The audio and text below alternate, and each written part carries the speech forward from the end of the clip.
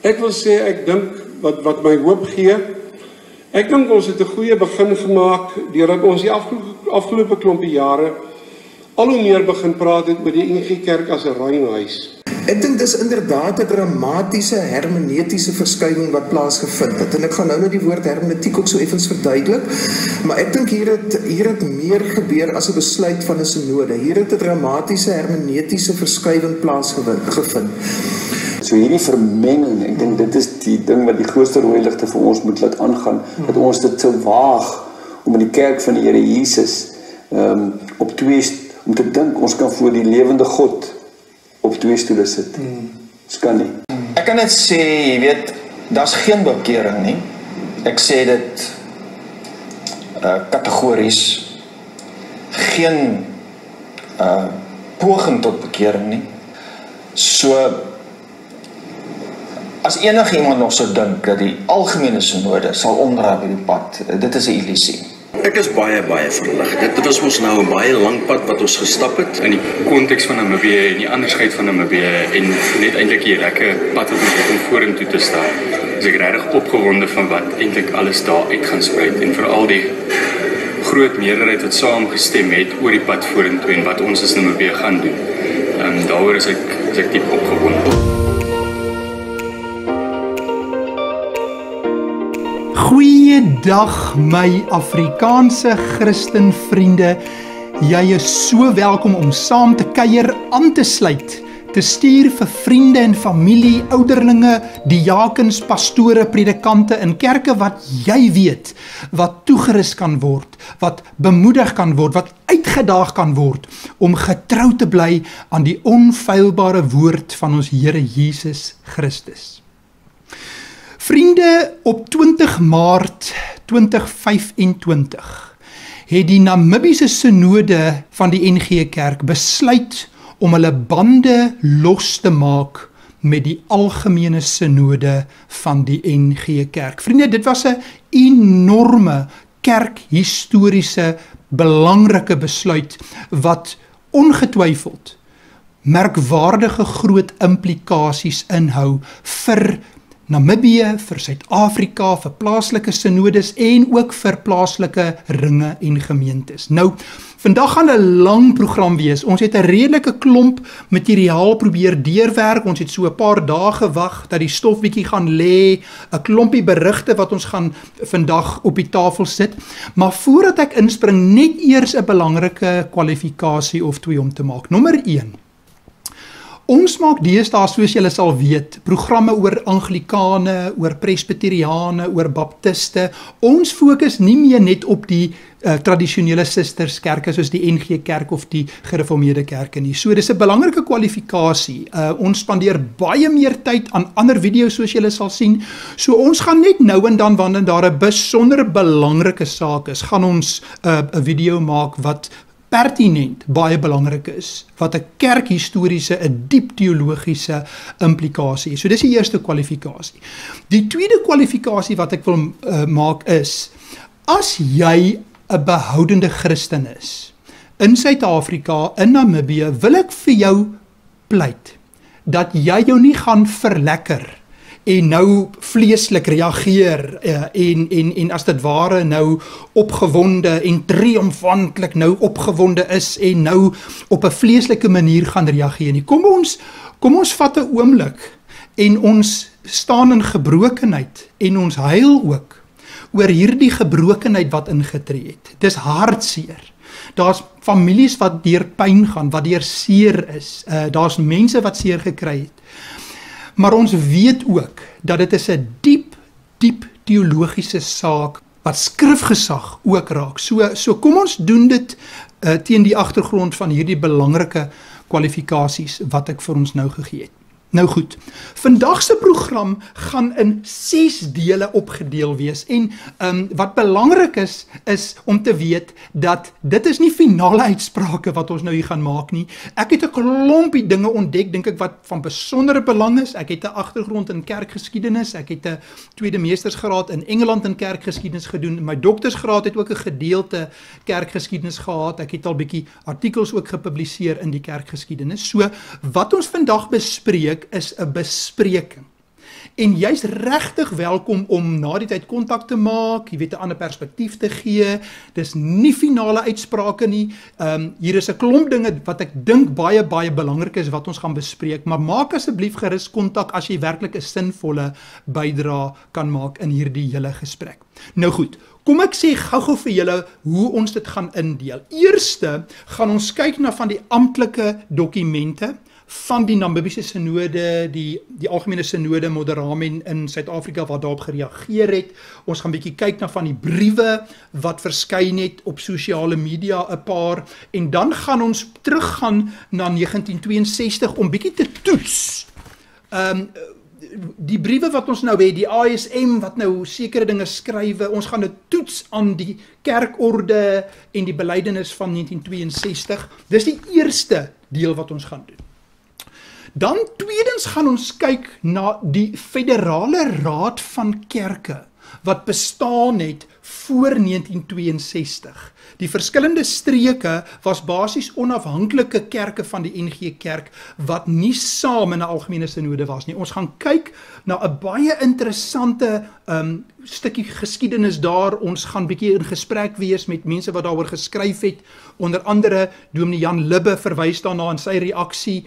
Professor Johan van der Merwe, wat ook 'n kerkhistorikus het gereageer daarop. Ons gaan dan ook bietjie kyk na die eerste Federale Raad van Kerke in 1907 en dan gaan ons dit bietjie toets en vergelyk met die 2023 Algemene Sinode om bietjie te kyk, is daar teologiese belydenisverskille tussen hulle? Dan derde kyk ons na twee besondere interessante kerklike hofsaake. Die een was die Kaapse Ludolfsaak van 1862 wat vanuit die liberale kant af gekom het en van die behoudendes in Transvaal. Hulle moes loop, hulle moes uit die sinode gaan en ons gaan daarna kyk en ook die 2017 Kaapse Gaum hofsaak. Ek noem dit sommer net die Gaum hofsaak omdat hulle integraal van baie belangrike rol gespeel het binne in daardie hofsaak wat natuurlik in Gauteng gedien het, maar die meeste van die teoloë wat die kerk hof toe gevat het, kom ook uit die Kaap. Ons gaan bietjie na daai twee kyk, dit bietjie met mekaar vergelyk en sien waar is daar interessante ooreenkomste en miskien 'n paar verskille ook daar. Dan vierde gaan ons kyk na vervolging van plaaslike NG gemeentes van predikante wat die afgelope paar jaar meer en meer prominent plaasvind, veral na die 2023 Algemene Sinode. Ons gaan bietjie daarin gesprek wees met professor Johan van der Merwe wat 'n stuk geskryf het oor moontlikhede om na ander sinodes te gaan en kyk of daar moontlikhede is. Ons gaan dit bietjie toets. Dan vyfde gaan ons kyk na 'n besondere interessante kerkhistoriese geval en dit het afgespeel in die tyd van Dr. Burgers wat mos die president van die Suid-Afrikaanse Republiek die Transvaal geword het.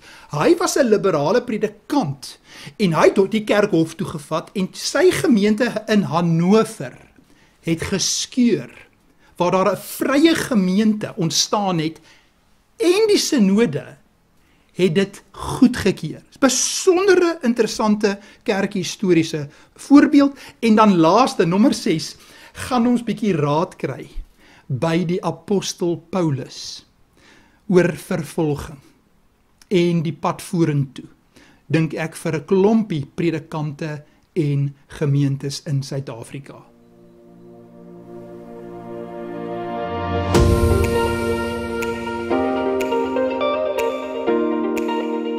Nou goed, kom ons begin by nommer 1, die amptelike dokumentasie en laat ek net sê, ons gaan meeste van hierdie dokumentasie onder in die skakels vir jou sit as jy die dokumente volledig self wil gaan lees. Ek gaan sekere gedeeltes uitlig uit van die amptelike dokumentasie en briewe wat ek dink wat baie relevant is vir die gebeure wat gebeur het. Nou goed, die sinode besluit van die Namibiese Sinode 20 Maart 2025, ek lees vir ons 'n paar grepe daaruit, laat ek net eers sê, die stemming om artikel 37, die losmaak, die uitverband tree met die Algemene Sinode, die besluit wat gestem was op die sinode was 64 daarvoor en 12 daarteen. So dit werk uit hier op plus minus 84%. Dis ver meer as 'n 2/3 meerderheid. Ek het ook verneem dat die 2/3 meerderheid is toe nou ook in die kerkorde opgeneem. So as daar ooit 'n poging is om weer terug te kom, moet daar weer 'n 2/3 meerderheid wees om terug te kom, as ek hulle reg verstaan het. Nou kom ek lees vir jou 'n paar stukkies. Tydens die synodesitting van die NG Kerk in Namibië, wat van 19 tot 22 Maart 2025 te NG Kerk Suiderhof in Windhoek, Namibië plaasgevind het, is daar tydens die vergadering met 'n 2/3 meerderheid besluit, en nou dubbelpunt, ek gaan net vir jou 'n paar stukkies lees hier by punt 5, dink ek is belangrik. Die synode neem kennis dat die moderamen op die vergadering van 19 November 2024 bevestig het dat daar genoegsaam uitvoering gegee is aan deeglike kommunikasie met die gemeentes en dat die 2022 synode besluit om los te maak van die algemene synodale verband van krag word. Punt 6. Die synode neem kennis dat die moderamen bevestig dat ons verhouding met die algemene synode nou verander het. En dan word hier gesê hulle die Matteus 18 pad gevolg, ons sal dit nou weer lees, en dan by nommer 8 sê hulle, die synode gee opdrag dat die moderamen, die algemene synodale moderamen, sal inlig dat die NG Kerk in Namibië uit die algemene synode verband tree, sodra die besluit geneem is. En dan hier by nommer 10 is hier 'n paar punte. Hier word spesifiek gesê dat daar nou samewerking en ondersteuning gesoek gaan word by is nou belangrik, ander rolspelers in die koninkryk. Is 'n belangrike woord daai, ander rolspelers. Bietjie later af ook dan die groter liggaam van Christus om diensbaar te wees. En dan 10.2, die synode besluit van 2016 rakende die vorming van 'n reformatoriese geloofsgemeenskap in Namibië. So laat ek net hier gou interpreteer, baie duidelik hier is 'n wending, hier is 'n skuif, hier is 'n kopskuif, hier is 'n groter liggaam van Christus, hier is ander geloofsgroepe in Namibië, 'n reformatoriese nuwe teologiese artikulering van waantoe hulle nou op pad is. En dan word hier gepraat oor dat daar onderhandel word, as ek reg verstaan, waar nodig met die algemene synode. Ek vermoed dit is goeie soos as hier nou maatskaplike projekte was, of hier is predikante wat sê nou maar in dolerende gemeentes is in die republiek wat beroepbaar wil wees in Namibië, sulke tegniese dinge, maar dit lyk vir my nie weer saam bid en aanbid synode saam teologies in 'n algemene synode. Dit lyk vir my is hier van die baan af.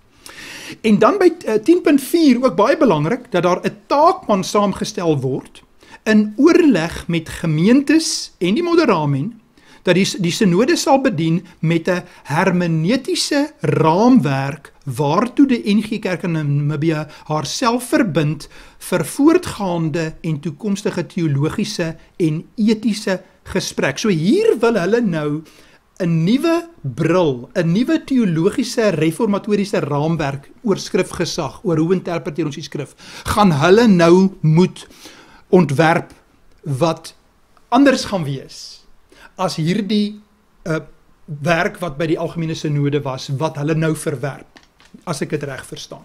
Nou goed, kom ons lees gou net 'n stukkie uit die dokument wat die ASM van die algemene synode toe baie vinnig na dit bekend gestel het. En dit was, hulle noem dit 'n getuienis, en hieronder staan die ASM dagbestuur. Ek wil net vir jou 2 grepe gee wat ek dink belangrik is, wat in hierdie dokument staan. Hulle reaksie, hulle is natuurlik nou hartseer oor hierdie gebeure. En dan sê hulle hier, aanhaling, ons belewenis in daardie gesprekke, dit was nou met Namibië, was die van 'n opregte soeke na begrip en waardering vir mekaar. Omdat ons ten diepste een is in ons belydenis oor wie God is en oor die genade wat hy in Christus aan sy kerk skenk. Nou goed, die vraag gaan wees, is dit so? En ons gaan nou 'n paar briewe lees van predikante in Namibië om hierdie vraag te probeer antwoord.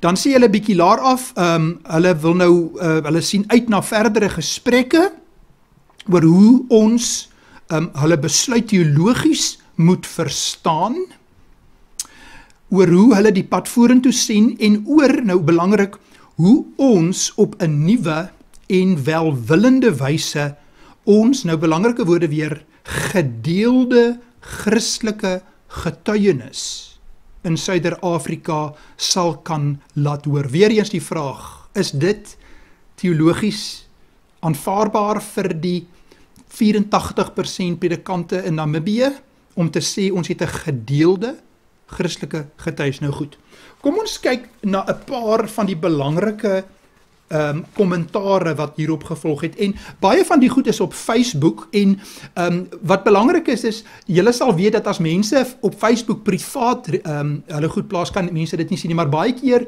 plaas mense dit publiek, so dit beteken enige iemand kan dit daar gaan sien, en hierdie kommentare kom hoofsaaklik van kerkbode se Facebook, waar daar 'n stortvloed kommentaar is van verskillende dominees en mense aan al die kante van hierdie gesprekke. So ek gaan 'n paar vir jou uitlig wat ek dink baie belangrik was. Die eerste een wat ek hier wil noem is Dominee Clem Maree. Nou hy was vir baie jare, was hy ten nouste betrokke by die Namibiese Sinode, en as ek reg verstaan het Dominee Thuis van der Merwe hom opgevolg. En hulle is verantwoordelik vir die kerkordelike, kerkregtelike aspekte van die Sinode. As ek reg verstaan, kom Dominee Clem Maree uit die meer progressiewe kant van die Sinode. Hy is afgetree nou al, en hy het gereageer dadelik toe op kerkbode om te sê, dit is die hartseerste dag van my lewe. En toe het Dr. Frederik Maree, wat natuurlik nou by Huguenote College betrokke was, 'n baie prominente stem ook by die Algemene Sinode met hierdie skrifgesag en selfde geslagverhoudinge wat gepleit het dat daar ruimte vir al die standpunte moet wees. Hy antwoord toe ook en sê, Clem Maree, ek voel presies net soos jy. En dan het hier, vanuit Namibië was daar 'n Jacolet de Koning, wat toe op Dominee Clem Maree reageer, en sy sê hier die volgende, Clem Maree, inderdaad hartseer dat die Algemene Sinode geweier het om tot bekering te kom, ten spyte van 'n lang pad van baie geduld en moeite wat gelowiges in Namibië met hulle probeer stap het. Op die Algemene Sinode sitting van 2023 het hulle gekies om die weg van Bilium te volg. Dan die volgende stuk wat ek dink belangrik was deur Dr. Johan Ernst, hulle noem hom partykeer Dr. Tokkie Ernst. Hy was die aktuarius van die Algemene Sinode totdat hy afgetree het. En hy sê onder andere die volgende, ook op die berig dat die Sinode nou hulle self uit verband gevat het met die Algemene Sinode. Hy sê, dit is voorwaar hartseer, maar die hartseerste is dat die Algemene Sinode kerkleiding nie die insig kon openbaar om hulle eie aandeel hierin te erken en daadwerklike stappe geneem het om wesenlike Bybelse en teologiese besware oor veral die afgelope 10 jaar in eie midde aan te spreek nie. Nou sê hy, die NG Kerk van Namibië het hulle besluit in die lig van God se woord geneem en respek vir hulle innerlike oortuigings en die liefdespad wat hulle geloop het, behoort hier erken te word. Nou kom ons voordat ons aangaan, kom ons lees net gou net daar die twee belangrike gedeeltes wat nou gaan oor hulle die Matteus 18 pad geloop en hulle het ook uiteindelik nou artikel 37 dan nou voltrek. Kom ons lees net gou eers artikel 37 soos dit in die 1962 kerkorde vervat was. Hier staan, dit sal die voorheen selfstandige kerke vrystaan om met behoud van alle regte, voorregte, besittinge, naam ensovoorts uit die verband te tree wanneer hulle so 'n stap voor God kan regverdig in die lig van sy heilige woord. Nou, kom ons lees net dan Matteus 18 spesifiek waar die 2022 Namibiese Sinode besluit het om 'n Matteus 18 pad met die Sinode te volg. Hier staan, as jou broer teen jou sondig, gaan bestraf hom tussen jou en hom alleen. As hy na jou luister, dan het jy jou broeder gewin. Maar as hy nie luister nie, neem nog 1 of 2 met jou saam, sodat in die mond van 2 of 3 getuies elke woord kan vasstaan. En as hy na hulle nie luister nie, sê dit aan die gemeente. En as hy na die gemeente ook nie luister nie, laat hom vir jou wees, soos die heiden en die tollenaar. Nou goed, so kom ons maak net dan klaar met Dr. Ernst se brief. Hy gaan verder, nadat hy nou gepraat het van hierdie liefdespad, wat die Namibiese synode geloop het. Dan sê hy, hierdie besluit kan net verder uitkring. Dis nou die artikel 37. As daar voortgegaan word om beswaardes se grondige besware te ignoreer met allerlei kerkregtelike kunsgrepe in die nie te laat verdwyn en of dit aan te vul met vervolging en uitsetting. En dan sê hy bietjie laer af, die 3 teologiese fakulteite aan die universiteite het geen geringe aandeel hierin nie, en na hulle moet ook nou in hartseer gekyk word. Dit was Dr. Tokkie Ernst, en dan wil ek nog 'n besondere brief met julle deel van 'n afgetrede Namibiese predikant, en dit is Dominee Deuring Cornelius. Hy bly nou in Kleinmond hier in die Kaap, en hy skryf op 24 Maart, skryf hy, die rede vir NG Kerk in Namibië se uittrede uit die Algemene Synode. Hy sê dis belangrik dat die ware rede vir die NG Kerk in Namibië se uittrede uit die Algemene Synode nie nou in wollerigheid verdoesel moet word deur kommentatore op openbare media nie. Die NG Kerk in Namibië het die tugweg soos in Matteus 18 uitgespel is met die Algemene Synode Moderamen geloop soos besluit is op die Maart 2022 synodesitting in Windhoek. Hierdie weg is gekies omdat die Algemene Synode afgedwaal het van die gereformeerde belydenis en skrifgesag.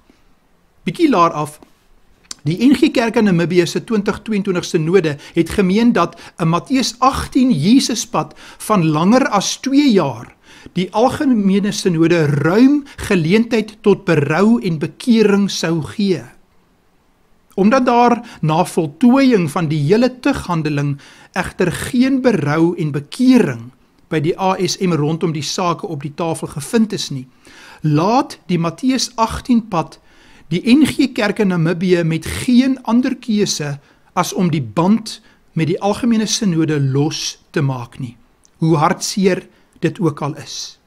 Na luid van Matteus 18 sal die NG Kerk in Namibië sekerlik voortgaan om te bid dat die Here die Algemene Synode van sy sonde mag oortuig. En laaste paragraafie, die krag van Namibië se getuienis om ter wille van die eer van Christus en die waarheid in Gods woord as enigste rigsnoer vir ons lewe uit te tree, moet nou sterker as ooit beklemtoon word. Dit mag vir duisende lidmate in Suid-Afrika die noodsaaklike wekroep wees om bewus te word van die moeras van sondige wêreldkompromie waarin hulself mag bevind. Vriende, nou wil ek gou teruggaan na die ASM se brief, en dan wil ons dit bietjie toets aan die 1962 Algemene Synode van die belydenisgrondslag en die kerkordelike reglemente wat daar was. Nou, hulle sê hier, hulle praat ons hiervan dat ons het 'n gedeelde belydenis oor wie God is en die genade wat ons in Christus Jesus het. Hulle praat later weer hiervan ons is een in ons belydenis oor wie God is en die genade wat ons in Jesus Christus het. So hier word geargumenteer dat ons staan eintlik nog by dieselfde belydenis, dat ons eintlik by mekaar hoort. Maar nou het die Namibiese Synode gesê op grond van die woord van God kan hulle nie langer die pad loop met die ASM en die Algemene Synode. Nou goed, kom ons toets gou. Gaan kyk na die belydenisgrondslag wat ooreengekom was in 1962 deur Namibië, deur al die ander synodes. En Ek wil vir jou vat na artikel 44 van die 1962 kerkorde. Kom ons kyk daarna. A.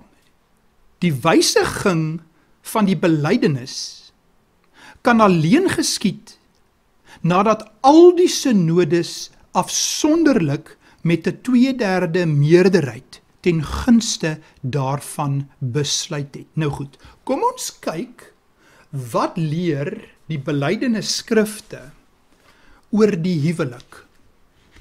En ek vat jou na Heidelbergse Katekismus, Sondag 41. Vraag 108. Wat leer die 7de gebod ons? En nou is hier verwysings na Levitikus 18, Judas 1, 1 Tessalonisense 4, Hebreërs 13, 1 Korintiërs 7.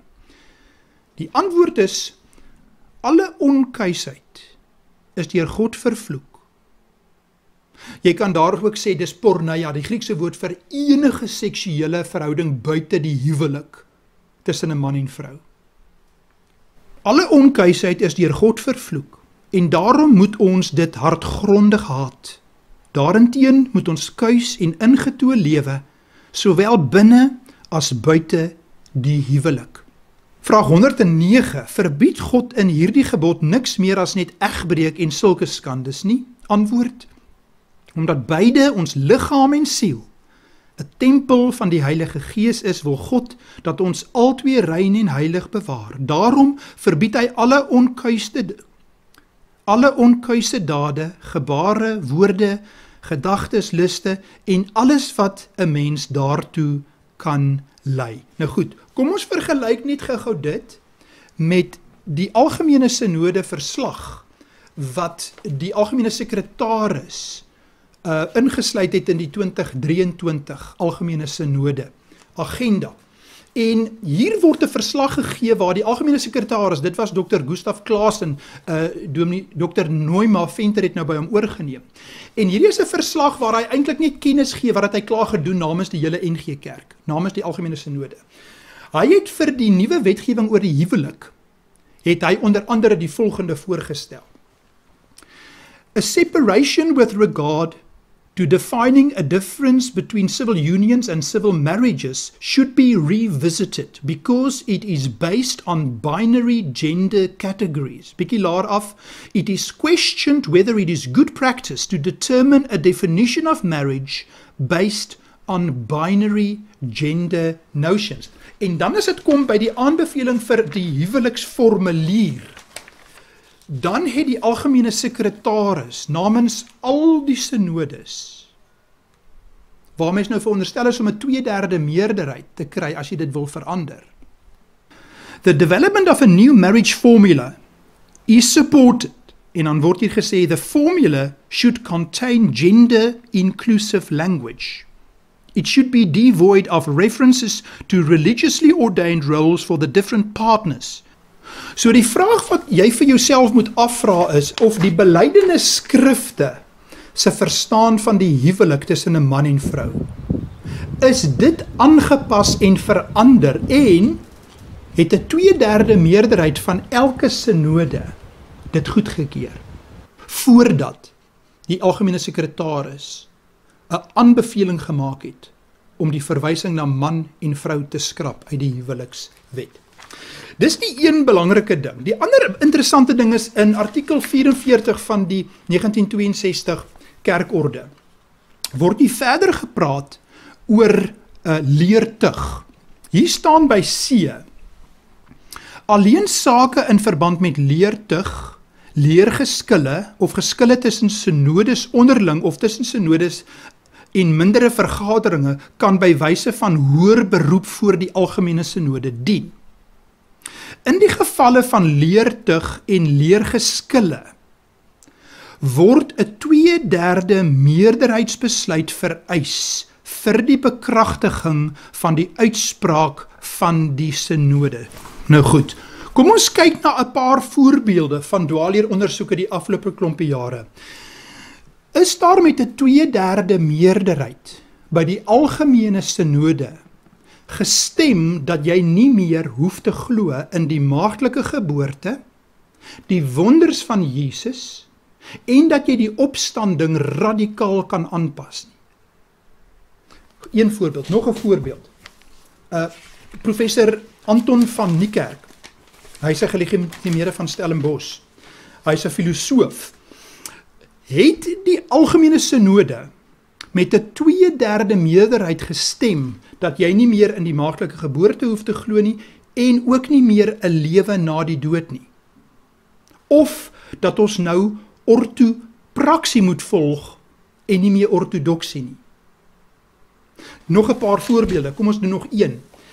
Het die algemene synode van die NG Kerk met 'n 2/3 meerderheid gestem dat die opstandingsverhale nie meer histories feitelik verstaan moet word nie, maar dat dit metafories en mitologies verstaan moet word, soos wat professor Julian Miller verkondig.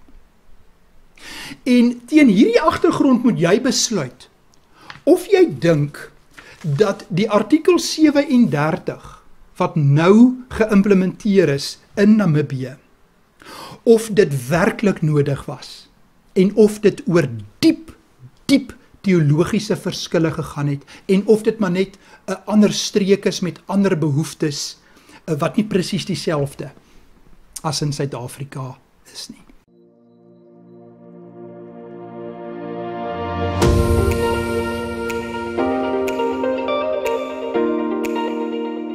Vriende, dit bring ons by deel 2 en dit is die interessante federale raad van kerke wat bestaan het voor 1962 en hulle kom hier van 1905, 1907 waar hulle in Transvaal en in Natal en in die Vrystaat afsonderlike kerke is. Dit gaan natuurlik ook terug nou na die volgende punt wat ons nou gaan doen, nommer 3, die Ludolf saak. Maar wat interessant is dat net nadat die Namibiese synode hulle besluit geneem het vir artikel 37, het die moderator van die algemene synode, het hy op 'n klompie vrae in kerkbode geantwoord en hy wil weer hierdie federale raad van kerke, wil hy weer op die tafel sit as 'n moontlikheid en professor Johan van der Merwe het ook daaroor geskrywe.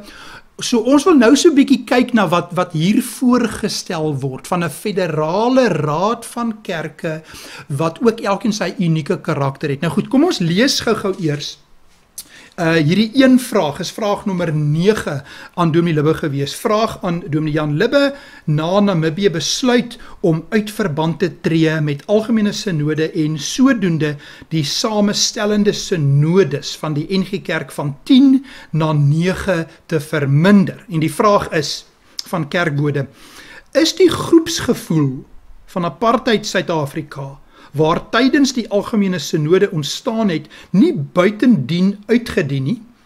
Met ander woorde, is daar nog behoefte onder lidmate om 'n synode van synodes te hê? So dis 'n baie belangrike vraag hierdie.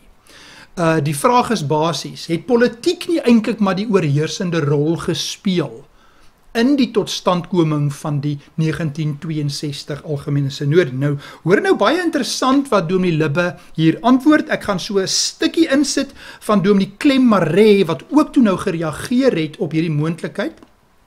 En dan sal ons nou klaar lees waar hy dan nou dink hier is 'n baie goeie moontlikheid om nou met hierdie federale manier te kan saam kerk wees. En dan gaan ek dit vergelyk met die eerste federale raad van kerke waar daar vergaderings was, sal ons bietjie daarna kyk.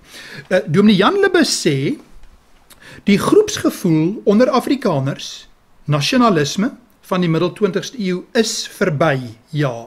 Maar dit was nie die enigste oorweging in die totstandkoming van die destydse algemene synode nie. Nou, voordat ons aangaan, interessant is, Dominee Clem Maree, wat nou ook mos nou die aktuarius was van die Namibiese synode, hy het gereageer op professor Johan van der Merwe wat 'n soortgelyke ding op die tafel sit van hierdie federale moontlikhede. En Dominee Maree sê, by retrospect wonder ek of die rol van 'n opbloeiende Afrikaner nasionalisme 2 jaar na republiekwording nie dalk 'n groter rol gespeel het in die totstandkoming van die algemene synode as waarmee ons gemaklik is nie. Ek sien professor Hoffie Hofmeyer het 'n soortgelyke opmerking gemaak dat daar 'n beduidende politieke rol was in die samestelling van die algemene synode. Nou goed, kom ons los dit daar. Daar is verskil van mening daaroor, maar ek dink die belangrikste deel is wat nou volg. En hier sê Dominee Libbe, hy sê, die eerste raad van kerke uit 1907 en wat later 'n federale raad geword het opgekom uit 'n diepe verlange na mekaar en die belydenis dat ons een is, en het 'n groot rol gespeel in die vervulling van 'n gesamentlike roeping in ons land. My belewenis is dat laasgenoemde al meer ons onderlinge en saakmakende band geword het. Die oortuiging dat God ons hier geroep het om as Christelike kerk saam met ander in ons Suider-Afrikaanse konteks te getuig oor die kosbaarheid van die skepping, oor die waardigheid van lewe, oor die hoop wat daar vir ons almal in Christus se opstanding geleë is. En dan heel onder sê hy, ons is regtig nie so baie of so belangrik dat ons versplintering kan bekostig nie. Goed, so die vraag is of hierdie, ons is nie so belangrik dat ons versplintering kan bekostig nie. Die vraag is dit nou gemik op Namibië, wat nou artikel 37 geïmplementeer het? Maar goed, die belangrikste punt hier is dat hy eintlik sê is, hier is 'n kosbare gedeelde belydenis oor die skrif, en om die Christelike geloof in Suider-Afrika uit te bou en mekaar vas te hou. Hier is 'n samebindende belydenis wat ons met mekaar deel. Nou, wat ek nou wil doen is, ek wil dit vir julle vergelyk met hierdie 1907 handelinge van hierdie eerste vergadering van die Raad der Nederduits Gereformeerde Kerken in Suid-Afrika. Dit was natuurlik in Transvaal hierdie ene. En hulle natuurlik dan nou met hierdie federale raad, met die Kaapse kerk en die ander kerke, het hulle dan nou saam 'n federale raad gevorm. Nou, ek wil graag in Hollands vir ons 'n paar stukkies hieruit lees. Dit is so kosbaar om hierdie Hollands te kan lees, en ek hoop dat julle sal dit volg as ek vir ons so 'n paar greepies hieruit lees, en dan gaan ons dit so 'n bietjie ook toets. Hier was op bladsy 5, was die hoogeerwaarde moderator der Transvaalse kerk, Dominee H.S. Bosman. En hy sê onder andere die volgende: zijn vele stromingen en vele sekten, doch ons land heeft ene toekomst en die is in onze hand. So hy praat hier van sektes, die gevaarlikheid van sektes in Suid-Afrika, en miskien het hulle hier in gedagte, natuurlik DP Fore, wat mos nou die unitariese kerk begin het, waar daar intergeloofsaanbidding is, en waar die erfsonde en Christus se soendoodoffer nie meer geglo word nie. Miskien is dit die agtergrond, waarteen hy dit nou hier noem. Nou sê hy, God beware onze dierbare kerk, opdat sy niet afwyke van de zuivere leer, door de vaderen ons overgeleverd. Het is beter minder geleerd te zijn, dan geleerd te zijn en den koning der kerk van den troon gestoten. Is dit nie kosbaar nie? Het is belangriker dat ons nie so slim moet wees nie, en Christus van sy troon af te haal nie. So dit is kosbaar hoe hy praat van sektes en dat ons nie Christus met ons kennis van sy troon moet afhaal nie. En dan hier, baie interessant het ek gevind by die 4de zittingsdag, op Saterdag 16 Maart, hoor hierdie interessante stuk wat gaan oor die huwelik. Een verder voorstel komt ter tafel en wel van Dominee Albertyn gesekondeer deur ouderling Lou en luid as volgt: Deze vergadering is van oordeel en dat de veelwywerij der heidenen ene skrekkelike zonde is die in die gemeente des Heren niet mag gedoogd worden. Dat 2, dat geen personen uit het heidendom die in deze zonde beleven, tot de gemeente des Heren mogen worden toegelaten.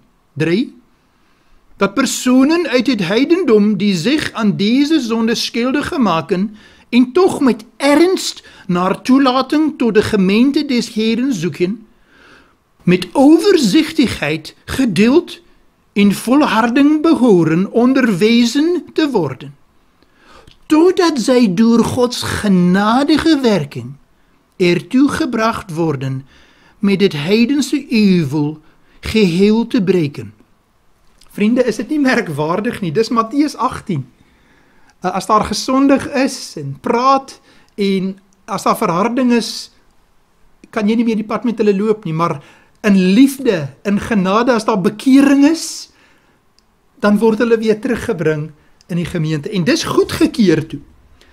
Tot stemmingen overgaande word het voorstel van Dominee Albertyn en ouderling Lou met grote meerderheid van stemmen aangenomen. Is dit nie merkwaardig nie? Die huwelik tussen man en vrou. Daar's geen ruimte vir seksualiteit buite die huwelik tussen 'n man en vrou. In hierdie 16 Maart 1907 in Transvaal. Nou kom ek lees net 'n laaste stukkie van 'n pragtige stukkie van hierdie predikant wat die opening, die wyding gedoen het by hierdie geleentheid. Dis bylaag 1 gewees. En dit was 'n dominee Steytler wat op Woensdag 13 Maart in die kerkgebou in Pretoria het hy die erediens begin. Nou kom ek lees vir ons 'n stukkie hieruit.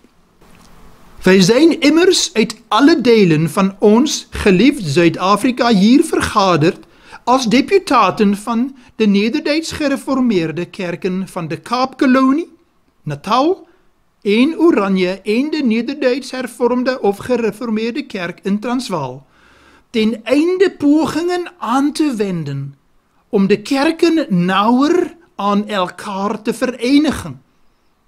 Nou baie belangrik. Hier is nou die belydenis, die gom, wat hulle aan mekaar bind.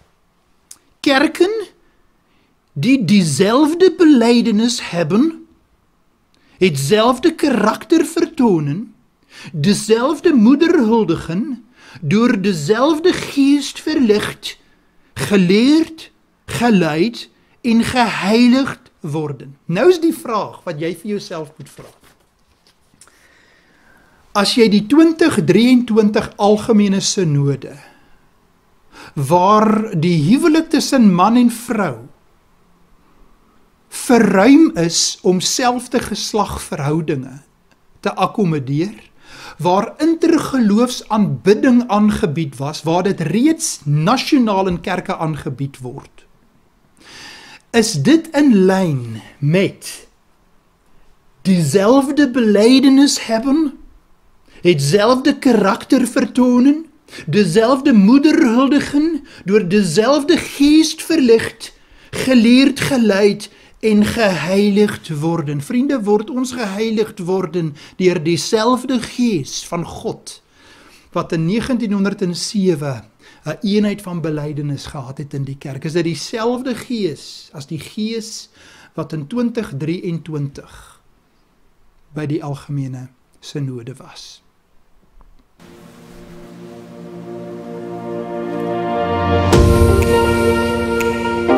Vriende, dit bring ons by deel 3 en hier gaan ons nou kyk na 2 beroemde en waterskeidende hofsaake in die geskiedenis van die NG Kerk. Die een was in 1862, die ander een in 2017. Ons praat van omtrent 155 jaar uitmekaar. Daar's besondere interessante ooreenkomste, maar ook 'n paar verskille in hierdie 2 hofsaake. En wat ek dan nou gaan doen is, ek gaan na elkeen so 'n bietjie kyk en dan bietjie toelichting gee om vir ons 'n paar van die interessanthede daarin uit te lig. Die eerste ene was die beroemde ouderling van Malmesbury en dit was Hugo Hendrik Ludolf. Nou hy was daar van Malmesbury, hy was 'n ouderling by die 1862 synode. Nou wie van julle onthou die liberale kerkstryd? Hier sit ek met Andrew Murray, wat die kerk 'n paar keer in die hof verteenwoordig het op baie mooi manier. Julle kan dit gaan lees hier. Nou wat gebeur is, julle sal onthou voor 1859 toe die kweekskool begin is, het predikante gekom van Leiden en van Utrecht, ander het later van Edinburgh ook gekom, en daar het hulle van die kritiese liberale teologie geleer, teruggekom. Die beroemdste ouens was Opsomer en Scholten, dis ouens wat die wonderwerke begin ontken het, gesê dis legendes in die skrif, die erfsonde is ontken, die wonders van Jesus se sondeloosheid is begin ontken, en wat gebeur het is, van daai predikante in die Kaap, het dit openlik begin verkondig. Dit was onder andere burgers, ons gaan nou 'n bietjie langer by ons stil staan, hy het later mos die president geword in Transvaal. Daar was Kotse, daar was Leibrand, en hulle is toe ondersoek en skuldig bevind, en hulle het mos die kerk toe hof toe gevat. En dit is ook die tyd wat D.B. Voren natuurlik ook gekom het, en hy het mos die eerste unitariese kerk begin in Kaapstad in 1867, amper soos die nuwe hervormers van daai tyd. So wat gebeur in daardie tyd? Het ons mos nou klaar gehad, die groot trek het nou klaar plaasgevind, so ons sit met gemeentes wat in die Transvaal en in die Vrystaat, en later ook natuurlik nou ook in Natal, geplant is, en wat gebeur het is, die jurisdiksie van die Kaapse synode was natuurlik deur die regering nou ook gegee, daar was 'n tipe van 'n wisselwerking, en wat gebeur is, hulle kom by mekaar in synodes in die 1850s en dan 1862. En wat gebeur is, hierdie ouderling Ludolf besluit om die kerk hof toe te vat, sodat die meer konservatiewe predikante van die Vrystaat en Transvaal nie kan stem in die synode nie, sodat die liberales 'n groter magsgroep kan wees in die kerk. En wat gebeur is, hy wen uiteindelik in die hof, omdat die synode van die Kaap was so geskryf dat die kerkorde is net in die Kaapkolonie geldig. En wat gebeur is toe op die vloer, het van die predikante toe voorgestel dat hulle die kerkorde so skryf dat dit in Suid-Afrika moet wees. En toe het Ludolf dit in die hof gaan veg en sê, nee, dis net die Kaapkolonie. En dit was in die guns van die liberale groep in die kerk. En wat gebeur toe? Daardie predikante van die Vrystaat en Transvaal is uit die synode gesit. Dis 'n hartseer verhaal, en as jy dit lees, is hartroerend hoe dit gebeur het. En uiteindelik toe moes die Vrystaat en Natal en Transvaal hulle eie synodes begin, onafhanklik van die Kaapse synode. So, in 'n sekere sin kan ons sê, dat vanuit die liberale kant van die kerk, was daar hof toe gegaan met die implikasie, dat die konservatiewe kant van die kerk skade berokken is en afsonderlike synodes moes vestig. Nou goed, dit is nie wat ek self uitgedink het nie. Julle kan dit gaan lees hier in professor Johan van der Merwe het onlangs 'n artikel daaroor geskrywe, en die belangrikste werk is hierdie kerkhistoriese werk van professor van der Walt van Pretoria. Hy was voor prof Hoffie Hofmeyer daar. Hier is die beroemde saak, die hele Ludolf saak. En kom ek lees net vir jou 'n paragraafie, net om dit te bevestig. Wat het hier gebeur? Aanhaling op bladsy 94. By nader ondersoek word dit duidelik dat die stryd teen die samestelling van die synode opgekom het uit liberale geleedere. Bewys hiervoor vind ons in die feit dat dit sonder uitsondering die vrysinnige element in die Kaapse synode is, wat teen die ortodokse predikante en ouderlinge van die Transgariep optree. Persone wie se steun en stemkrag die behoudende rigting in die Kaapse synode op daardie tydstip nodig gehad het, om die talryke liberale agitasies teen te werk. Merkwaardig is dit nie? Nou, Kom ons gaan dan na die 2017 hofsaak en bietjie net van die agtergrond ook daarin. Nou, julle kan hier gaan kyk by die kernensiklopedie wat natuurlik begin was deur Dr. Fritz Gaum en 'n klompie mense wat saam met hom gewerk het. En hier verduidelik hy van die hele hofsaak van 2017, die agtergrond 2015 wat selfde geslagverhoudinge aanvaar het 2016 en dan word hier mos toe nou gesê daar was tegniese foute gegaan, prosedures wat nie reg was nie. En toe is daar 'n groep van 12 NG lidmate na die hof toe.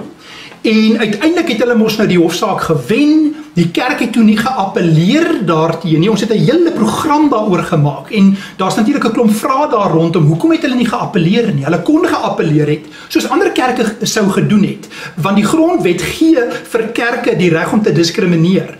Maar na die uitspraak is daar nie geappeleer nie. So hierdie hofuitspraak het gesê dat die NG Kerk het gediskrimineer en dat hierdie hofsaak het 'n beduidende impak gehad op die NG Kerk in Suid-Afrika. Ek gaan nou vir ons lees hier van 'n koerantberig wat 'n belangrike deel daarvan vir ons belig. Maar nou wil ek vir jou tog lees waar Dr. Gaum toe nou praat van die implikasies van hierdie hofsaak vir die NG Kerk. Hy sê hier, na die 2019 synode was daar opnuut groot woelinge in die NG Kerk. 'n aantal gemeentes het gedoleer, getreur en gedreig om die algemene synodale verband van die NG Kerk te verlaat, omdat die algemene synode sou gedwaal het. Die implikasies van die 2019 besluit dui ongetwyfeld op 'n paradigma skuif in die NG Kerk. Bietjie laer af, of die NG Kerk werklik op die punt staan om oor hierdie en verwante sake te skeur, sal gesien moet word. Die vraag is of die NG Kerk daarin sal slaag om diversiteit in eie geleedere te akkommodeer, om 'n broad church te wees, of die druk te groot sal word en tot 'n breukspil sal lei. Nou, voordat ons 'n bietjie dit verder uitpak, wil ek tog vir jou lees uit hierdie koerantberig wat ons al 'n ander program oor gemaak het. Die merkwaardige is dat van hierdie lidmate wat die kerk hof toe gevat het, die advokaat wat hulle verteenwoordig het en die hofsaak gewen het ook toe in 'n verdere onderhoud die implikasies uitgespel vir die NG Kerk. En ek wil vir jou net 'n paar stukkies hier uit lees en dan sal ons kyk na wat het toe gebeur. Topadvokaat waarsku NG Kerk oor guys. Die NG Kerk oortree al die afgelope 4 jaar 'n hofbevel oor gay huwelike, waarsku 'n gesiene advokaat. Die kerk se besluit om die saak in die hande van individuele gemeentes te laat, gaan nie naasten by ver genoeg om aan die hofbevel te voldoen nie, sê advokaat Jeremy Gauntlet in 'n regsmening. Bietjie laer af. Gauntlet sê die kerk se aanvaarding van die 2019 hofuitspraak deur nie daarteen te appeleer nie, beteken dat die algemene synode, die ASM of enige gemeente of amptenaar van die NG Kerk nie 'n standpunt kan inneem wat nie selfde geslagverhoudings tussen sy lede en predikante van die NG Kerk ten volle erken nie. Die hof het uitdruklik beslis dat elke NG gemeente in die land by die besluite van die hofuitspraak moet hou deur selfde geslagverhoudings ten volle te erken en dat die uitspraak nie net bindend is vir die algemene synode nie, maar bindend is vir alle ander strukture van die kerk, insluitende elke gemeente van die kerk. En dan die laaste paragraaf sê Dr. Laurie Gaum, hy's 'n gelegitimeerde in die NG Kerk, hy sê die algemene synode en die ASM se besluite rondom gay verhoudings en 'n formulier vir die bevestiging van gay huwelike moet in die hof getoets word. Die reg staan agter diegene wat die kerk hieroor in die hof takel. So, hier is 'n hofuitspraak In hierdie geval het die kerk nie daarteen geappeleer nie en hier word gesê dat elke gemeente wat onder die jurisdiksie van die algemene synode staan, reg oor die land, kan hof toegevat word op grond van die algemene synode se besluit van 2019. Nou, wat het gebeur? Die Namibiese synode het besluit om uit verband te tree met die algemene synode van die NG Kerk. Kan julle sien dat daar tog interessante raakvlakke is tussen die 1862 hofgeding en die 2017 hofgeding. Albei kom uit die meer progressiewe liberale kant en die meer konservatiewe kant is in 'n baie moeilike posisie geplaas. Soveel so dat ons in die 1860s en na 2025 nou 'n synode of synodes het wat los van die algemene synode moet staan. Goed, in die Kaapse geval was daar nie 'n algemene synode nie. Is dit nie merkwaardig nie dat die meer konservatiewe groep in die kerk in al twee hofsaake onder enorme druk geplaas was en dat hulle moes herposisioneer. In 2017 en nou in 2025 sien ons dat die Namibiese synode het artikel 37 nou uitgevoer. Hulle het hulle self onttrek van die algemene synode. Het gaan terug na 'n hofsaak ook, wat 'n beduidende impak gehad het. In 1862 met die Ludolf-saak, die liberale kant van die kerk het gewen en radikale implikasies gehad. Die eenheid van die kerk was opgebreek. Die ander ouens moes hulle eie synodes begin. In al twee gevalle sien ons dat die eenheid van die kerk was opgebreek deur hofsaake van mense wat vanuit die meer kritiese, progressiewe kant van die kerk gekom het. Nou vriende, daar's baie implikasies hiervan wat ek nou nie vandag met ons gaan deel nie. Ek dink daar's 'n klomp navorsing wat ons nog oor hierdie goed kan doen. Maar ek wil net gou oor hierdie Ludolf-saak en die 2017 sake in die kerk, wil ek net nog gou hier 'n stuk sê van professor Johan van der Merwe, wat nou nadat die Namibiese synode besluit het om uit verband te tree, het hy dit op 'n positiewe manier probeer interpreteer. En ek wil vir jou 'n gedeelte daarvan lees voor ons nou by nommer 4 gaan kom. Hy sê hierso, Namibië verleentheid of geleentheid. Nou lees ek vir jou 'n stukkie hiervan. In 1862 het die bekende Ludolf-saak veroorsaak dat die gemeentes in die Transgariep nie meer langer sittingsreg op die Kaapse synode sou hê nie. En dan sê hy die Vrystaat synode is in 1864 begin, die Natalse synode 1865 en Transvaal 1866. Hy sê die verband is wel verbreek en die strewe om nouer eenheid met mekaar te hê het toe met die Raad van Kerke in 1905 begin. Nou goed, ander bronne sê 1907, ek sal dit nie weer moet gaan kontroleer. En hierdie was dan nou 'n federale liggaam waarna ons nou klaar bietjie vroeër gekyk het, en dit het dan opgebou tot by die algemene synode in 1962. So hy stel voor dat ons terugkeer na hierdie federale synodes. Ek het natuurlik 'n paar voorbehoude daaroor as ek dink, as jy terugdink aan die oorsprong van die Ludolf-saak, die verbrokkeling in synodale streke, dit het vanuit die liberale teologie gekom in die Kaap, dat jy hierdie verskillende ander synodes gehad het. Dis die agtergrond daarvan. En om terug te keer daarna is weer hierdie opbreek, en ons ken nou die Ludolf-saak agtergrond. In elk geval, so ons kan nog later meer daaroor gesels. Maar nou wil ek vir jou tog lees wat sê professor Johan van der Merwe dan hierdie federale manier van verskillende synodes. Sê hy dan hier aan die einde van hierdie kerkbodeburg, hy sê, miskien is dit die deur wat die synode van Namibië weer oopgemaak het.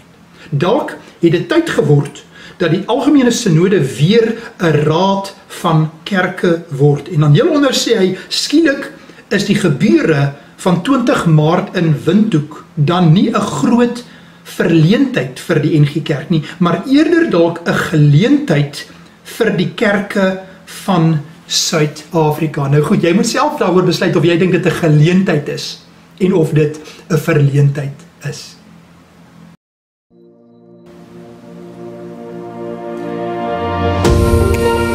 Vriende, dit bring ons by deel 4 en hier kyk ons na wat gebeur met plaaslike gemeentes en synodestreke wat nie artikel 37 soos in Namibië nou deurgevoer het.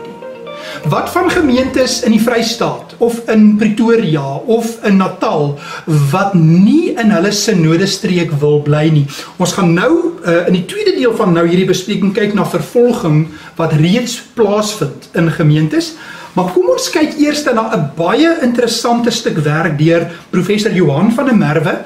In hierdie selfe artikel oor die Ludolf saak het hy ook 'n baie interessante voorstel vir gemeentes wat van synodale streek sal kan skuif en dan het hy 'n interessante toetssaak wat hy dan hier op die tafel sit. So ek wil gou daarna eers kyk, dit bietjie uitpak en bespreek en dan gaan ons kyk na moontlike probleme daarmee as ons kyk na gevalle waar daar reeds vervolging in gemeentes plaasvind. So baie interessant in hierdie artikel van professor van der Merwe. Die titel was die gevolg van die Ludolf saak van 1862, 'n rigtingwyser vir die herorganisasie van die NG Kerkverband na 200 jaar. Nou ons het klaar na die eerste gedeelte gekyk oor die Ludolf saak, maar wat nou interessant is, professor van der Merwe praat ook hier van die oostelike synode en die Vrystaat synodes wat probeer het om artikel 37 deur te voer. Kom ons lees dit net gou weer saam.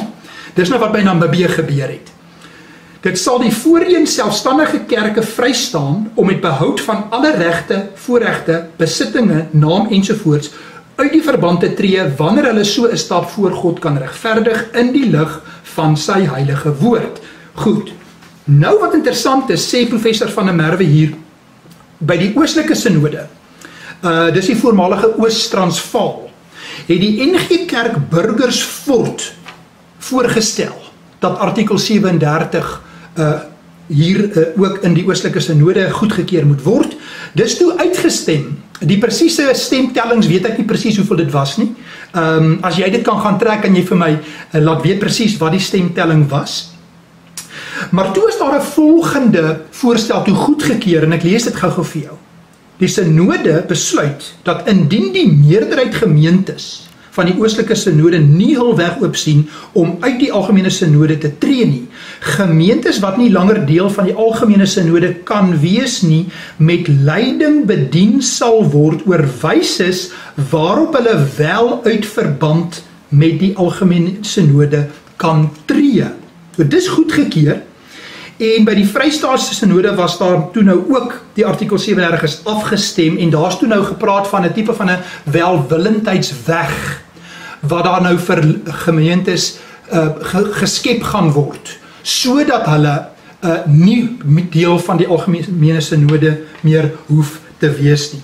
En dan verwys professor van der Merwe na 'n baie interessante voorval of kom ons noem dit 'n toetssaak wat nou hier inpas. En hy vertel hier dat in 2012 was daar 'n gemeente in Monument Park Wes. Ek was vir baie jare in Monument Park en hierdie was oorkant die snelweg gewees. En die gemeente was in die oostelike synode en hulle wou graag na die noordelike synode toe gaan. As jy daar na Pretoria Oos toe gaan universiteit, letterlik loop die lyn daar. As jy aan die Ooskerk se kant is jy in die noordelike synode. En as jy aan die ander kant is, dan is jy nou in die oostelike synode. So hulle wou graag aansluit by die noordelike synode. En uiteindelik is dit toe deur die twee synodes goedgekeur en hulle is uiteindelik sonder enige probleme oor na die noordelike synode. Daar het letterlik 'n lyn geloop deur hierdie twee synodes, soos baie naby aan mekaar. Nou is die interessante ding dan, wat ons nou vir mekaar moet sê, so as hier nou 'n gemeente is, kom ons sê nou hierdie gemeente Burgersfort, wat dan nou nie meer deel van die algemene synode wil wees nie. Wat staan hulle te doen as hulle nou die raad van professor van der Merwe volg? Dit sal beteken dat hulle dan nou by die oostelike synode moet aansoek doen om te skuif waarna toe? Watter synode het artikel 37 voltrek? Namibië. So dit sal beteken, as ek dit reg verstaan, dat Burgersfort, as die hele proses gevolg is, sal vir 'n synode in Windhoek byvoorbeeld 1689 kilometer plus minus moet ry om die synode by te woon. Monument Park Wes het 5 minute gery om by die ander synode te kom, want hulle was reg langs mekaar. Kom ons vat nog 'n paar voorbeelde. As jy in Richards Bay is en jy is daar in 'n gemeente wat nie meer langer in daai synode streek wil wees nie. Jy wil na Namibië toe gaan. Dan moet jy 2316 kilometer ry om in Namibië synode te gaan hou. Nog 'n paar voorbeelde. As jy in Durban is en jou gemeente wil nie meer deel wees van die algemene synode nie, en jy gaan Windhoek doen, dan moet jy 2152 kilometer ry. As jy 'n gemeente in George is, en jy wil Windhoek toe gaan vir synode, dan moet jy 1785 kilometer ry om by 'n synode te kom. Pretoria na Windhoek toe 1370 kilometer. Vriende, die vraag wat jy vir jou moet vra is dit volhoubaar? Dat jy so ver moet gaan heen en weer om by 'n synode in Namibië te kom. So dit is 'n vraag wat gemeentes vir hulle self sal moet uitmaak. Nou wil ek vir julle vertel van vervolging wat reeds begin het by gemeentes wat nie langer met die algemene synode en hulle streeksynode die pad kon loop nie. Ek gaan vir jou lees dieselfde naweek wat die Namibiese synode artikel 37 gedoen het. Het daar 'n berig verskyn van 'n gemeente in die Vrystaat, van 'n predikant wat bedank het. Kom ons kyk na 'n gedeelte van hierdie bedankingsbrief wat hy in die koerant geplaas het. Die opskrif sê: Dominee, dis hoekom ek bedank uit die NG Kerk. Dominee Pieter Prinsloo, 22 Maart 2025, die NG Kerk neem nou wraak teen gemeentes en dominees wie se enigste sonde is dat hulle getrou aan die skrif wil bly, skryf Dominee Pieter Prinsloo. Ek skryf hierdie brief met emosies wat nie woorde kan word nie. Ek skryf vir oulaas. Ek skryf na 3 jaar van pleit vir 'n welwillende oplossing vir die synodaal erkende teologiese vasgelooptheid in die NG Kerk. Bietjie later af. Ek skryf met die wete dat behoudendes gepleit het vir 'n ware welwillendheid, maar toe deur die mag van die meerderheid in die koue gelaat is. Die alternatiewe welwillendheidsvoorstelle wat aangebied is, bevat ongelukkig slegs 'n skyn van welwillendheid. Die suigstokkie aanbod van teologiese ringe maak artikel 37 immers onmoontlik. Kerklike hofsaake dreig en het reeds begin. Behoudende leraars wat kompromieloos wil bly by die belydenisskrifte, word ironies genoeg as skeurmakers in die amp gestuit en afgedank deur 'n meerderheid wat teologiese kompromieë aanvaar het. Die skokkende ironie is dat die sogenaamde tugoptredes en hofsaake vanuit die nuwe NG Kerk nie gemik is teen leraars en gemeentes wat die belydenisskrifte ondermyn nie. Die slagordes is opgestel teen belydenisgebonde leraars en gemeentes wat kwansuis onordelik is omdat hulle weier om in te val by ruimtes wat die meerderheid goedkeur vir belydenisversakende teologiese strome in die NG Kerk. Mag die Here elke wraakgierige wat howe toe wil gaan oor gemeentes se selfverworwe eiendomme en besittings tot beskaming en bekering bring. Ontvang hiermee my bedanking as leraar van die NG Kerk. Ek bedank teen die agtergrond daarvan dat ons hele kerkraad, asook 95% van Tuinedal gemeente, voorheen NG Kerk Sasolburg Tuinedal, se lidmate gestem het om alle verbintenisse met die NG Kerk te beëindig. Nou goed, miskien is jy aan die meer kritiese kant van die kerk en sê jy maar goed, dis hulle verdiende loon. Hulle kan Namibië toe gaan. Hulle kan oor 1500 km heen en weer ry om hulle synode daar te gaan hou. Nou, op daai punt vat dit ons na nommer 5 toe.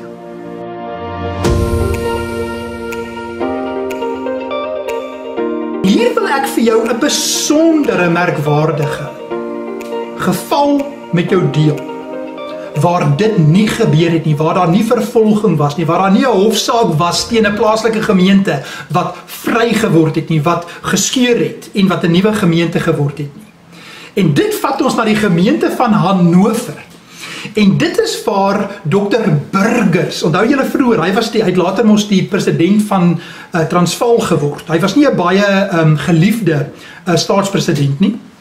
En hy het natuurlik in Utrecht sy doktersgraad gedoen, teruggekom, hy het die bestaan van die duiwel ontken, en hy het ook Jesus se sondeloosheid het hy ontken. En wat gebeur het is, hy skuldig bevind, en toe het hy mos ook hof toe gegaan, en wat gebeur? Sy gemeente het by hom gestaan, maar daar was 'n groep in die gemeente, wat nie met hulle gewete kon saamleef nie. En ek wil vir jou 'n stukkie lees, wat het daar gebeur? Vriende, hierdie was die NG gemeente in Hannover. En ek wil vir jou lees, wat het hier gebeur? Ek lees vir jou 'n gedeelte. Wat het hier gebeur? Gedurende die laaste jare van Dr. Burgers se verblyf, het 'n deel van die gemeente van Hannover afgeskei as gevolg van die saak van Burgers teen die synode. Hieroor het die kerkbode van 3 Julie 1869 soos volg berig, aanhaling. Door de Gemeinde, welke zich aan de dienst van Dominee Burgers heeft onttrokken, is tot haren leraar beroepen de proponent C. de Tooi. En het beroep, vernemen wij, heeft aangenomen. Daar was 'n gedeelte van hierdie gemeente wat nie met hulle gewete langer kon saambly nie. En hulle het toe besluit om 'n ander dominee te beroep. So het amper soos 2 gemeentes in een gehad. En wat gebeur? Kom ons lees verder. Op die synode van 1873 is besluit om die vrye gemeente van Hannover as afsonderlike gemeente van die NG Kerk te erken. Vriende, hier was nie 'n hofsaak nie. Hierdie was 'n welwillendheidsgebaar, waar hierdie gemeente is nie gedissiplineer nie. Nou goed, hulle sê toe by, maar die gemeente is aangeraai, dis belangrik, aangeraai, nie verplig nie, nie hof toegevat nie. Hulle was aangeraai om 'n spoedige hereniging met die oorspronklike gemeente te soek. Maar hulle is erken as 'n vrye gemeente, wat nie Burgers as liberale predikant kon aanvaar nie. 'n ander predikant beroep en ingeseën, 'n vrye gemeente sonder vervolging. Bietjie later, baie interessant ook hier, gedurende die dienstyd van dominee J.I. Maree, hy is later professor gewees in kerkgeskiedenis in Stellenbosch, wat deur die oorspronklike gemeente uit Kaapstad beroep en op 15 September 1873 bevestig is hierdie skeuring toe bygelê en is die eenheid van die gemeente herstel, veral deur bemiddeling van 'n kommissie deur die ring van Graaf Reinet afgevaardig. Vriende, maar nou is die belangrike ding, waartoe het Dr. Burgers gegaan?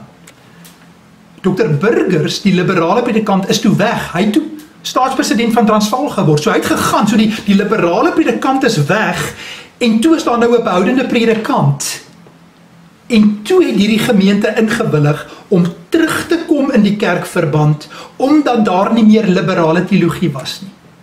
Sien julle die interessante ding wat hier gebeur het? En die vraag is, of die Hannover welwillendheidsmodel in ringe en gemeentes, in synodes van die Vrystaat en die oostelike synode en noordelike synode en in die Kaap toegestaan gaan word, soos wat hierdie welwillendheidsmodel vir ons kom wys het in Hannover. Vriende, wat 'n voorreg was dit om bietjie dieper te gaan delf in die kerkgeskiedenis en 'n klompie sake vandag te bespreek het. Soos ons gesê het in die begin, hierdie is nie die finale antwoorde hierop nie, dit is 'n bespreking en as jy goed wil byvoeg en jy weet perspektiewe op die tafel kan sit wat ek miskien gemis het, jy is so welkom. Kom ons gesels verder hieroor as jy werklik belangstel om met integriteit getrou te bly aan die Here Jesus en nie teen jou gewete in te gaan nie. Vriende, kom ons sluit af met Paulus, die laaste punt, nommer 6 vandag, en ek wil vir jou tog lees uit Paulus se brief aan die Korinte, 2 Korintiërs. Ek het gedink dit is gepas. Miskien is jy in 'n dolerende gemeente, of 'n gemeente wat opgeskort het, of 'n gemeente wat losgemaak het. En ek wil by jou pleit, my broer in die Here, dat ons nie die pad van die wêreld sal volg nie. Dat ons onsself sal verneder voor die Here, en sal hoor ook uit hierdie woorde, wat Paulus vir jou en vir my vandag wil sê. Kom ons lees 2 Korintiërs hoofstuk 4 vers 1 tot 10. Aangesien ons hierdie bediening het volgens die barmhartigheid wat ons ontvang het, gee ons nie moed op nie. Maar ons het van die heimlike dinge wat skandelik is afstand gedoen en ons wandel nie in listigheid of vervals die woord van God nie. Maar deur die waarheid aan die lig te bring, beveel ons by elke menslike gewete voor God aan. Maar as ons evangelie dan nog bedek is dit bedek in die wat verlore gaan, naamlik die ongelowiges in wie die God van hierdie wêreld die sinne verblind, sodat die verligting van die evangelie van die heerlikheid van Christus, wat die beeld van God is, op hulle nie sou skyn nie. Want ons verkondig nie onsself nie, maar Christus Jesus as Here, en onsself as julle diensknegte om Jesus wil. Want God wat gesê het, dat daar uit duisternis lig moet skyn, dit is hy wat in ons harte geskyn het, om die verligting te bring van die kennis van die heerlikheid van God in die aangesig van Jesus Christus. Vers 8.